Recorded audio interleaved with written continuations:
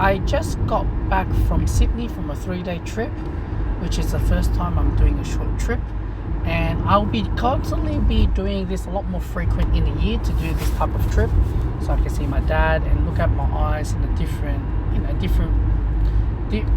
way, because of can't always be looking at what's surrounding with me and as well what's in Melbourne. Gotta look outside, a bigger, broader. Now, I haven't bumped into my first mentor for probably face to face, probably like 3 years, and I bump into him and we talk, and it's very interesting to know.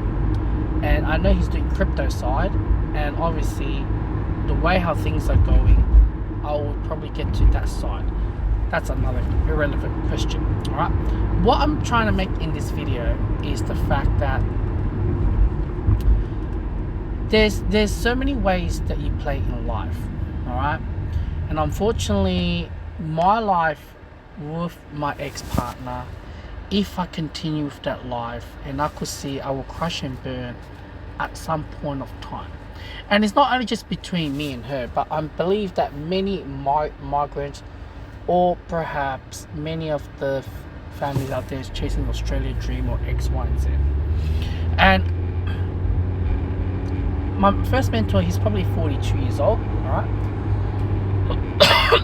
And the last 12 or 14 years, I've known him since day one. His goal is to retire early, and he just recently retired, and I understand how he does that retirement phase. I understand what he's doing, and the only way you can get to that way if you're living single, alright, that lifestyle.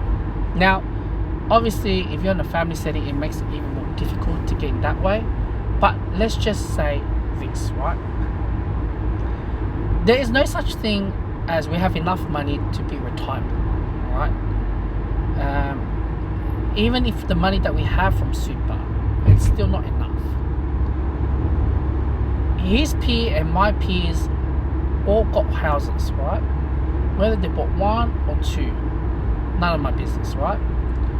But the common theme right now is to struggle to keep the repayment, right? Now, the problem is with all these houses is the fact that you sign your years, minimum 30 years to pay off the house. When you sign the contract, yes, you're making repayment every month. Yes, you may pay principal, but you're paying a little bit nowadays. You're not paying off the house. So the bank essentially is making the interest nowadays. And I know about this. It's not like an old thing as things like that. Fast forward to him right now. He's 42. All his mates is married, have kids, or X, Y, and Z. Now they're married, they have kids. Now they all struggle because they cannot keep up with the cost of living and the repayments or everything like that. They are beyond, like close to be, default or X, Y, and Z.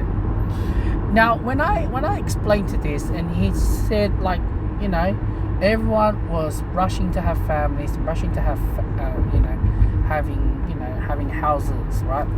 Which is nothing wrong about it, right? But unfortunately, how the cost of housing, how increased, it's dramatically double, tripled from the parents' generation, or more, or 4 times, depending on the area. And now they are screaming their head off. They cannot sustain the repayments. And my mate, the other hand, even though he put all his money on crypto, right? And the way how he fund his lifestyle is using one of their debit cards, and you get probably 5% in return, right? So I know it's nothing, but he has a passive income in his portfolio. Let's just say he doesn't went to the crypto route. Let's just say he kept all that savings in Aussie dollars in his bank account. He has more than enough to buy a house, probably outright, from an apartment that what he wanted, probably 80% paid off.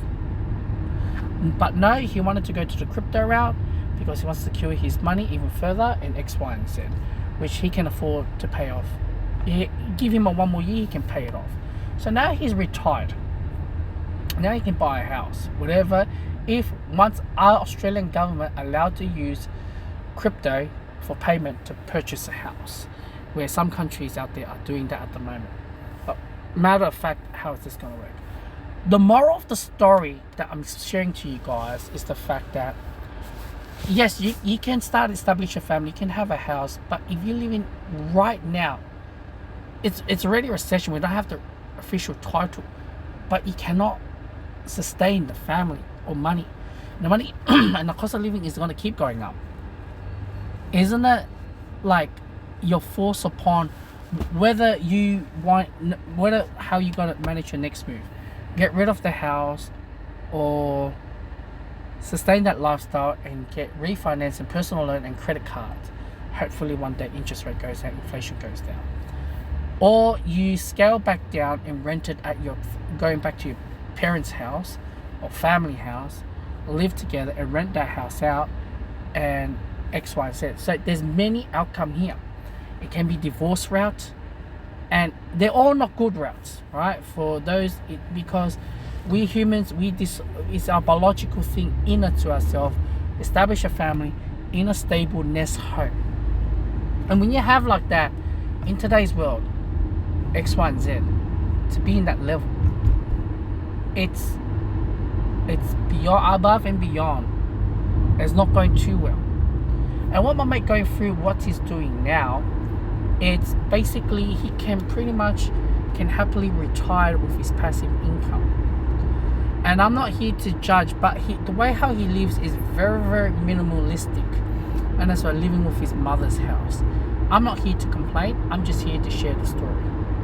Is this where we heading to in the future, where the house or X, Y, and Z is the way to go? Because if you have more than 30 years to pay off the house, our body cannot keep up working that level. All we're doing right now is just paying the interest off. My mentor always told me, always save enough money so you don't have to borrow much. So you can maybe have like a 300,000 debt or whatever, right? I'm not here to judge, right? It's easy to pay it off, right? But essentially what he's saying and what his life is going through is completely opposite to his peers. Where his peers have established a good life, family, X, Y, and Z.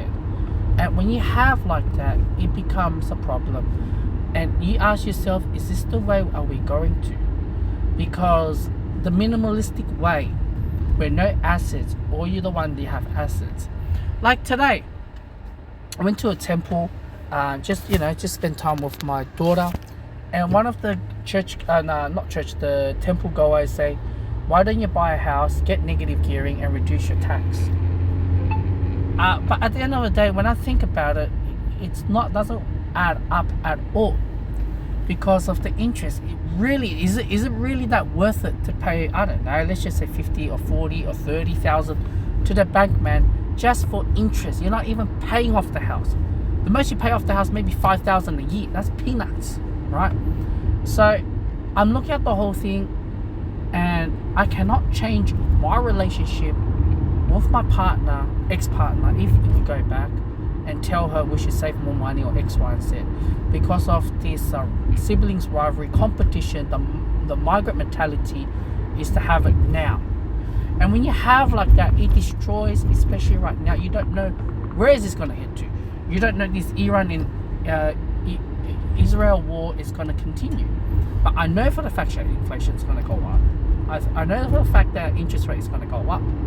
So that's what I see my mate, my first mentor, how his life is going through. And if he kept all his money on Aussie dollars, he would have got that. But then again, he works so much, he doesn't trust the government, and as well with the capital gain tax, X, Y, and Z.